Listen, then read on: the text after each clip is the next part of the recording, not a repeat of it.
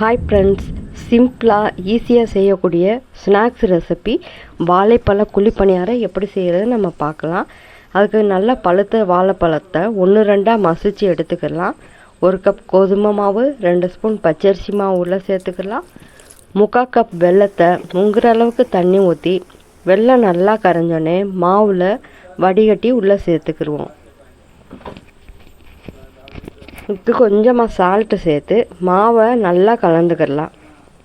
இட்லி மாவு பதத்துக்கு திக்காக இந்த அளவுக்கு கலந்துக்கிடுவோம். இப்போ பணியாரக்கல்லில் எண்ணெய் ஊற்றி அதை நல்லா சூடு என்னென்னு நம்ம கலந்து வச்ச மாவை உள்ளே சேர்த்துக்கிடுவோம். இப்போ மாவு நல்லா வெந்து சிவந்து வந்தோடனே 2 பக்கம் பெரட்டி போட்டு நல்லா வேக வச்சு எடுத்தால் சூப்பரான டேஸ்ட்டில் வாழைப்பழ குழிப்பணியாரம் ரெடி.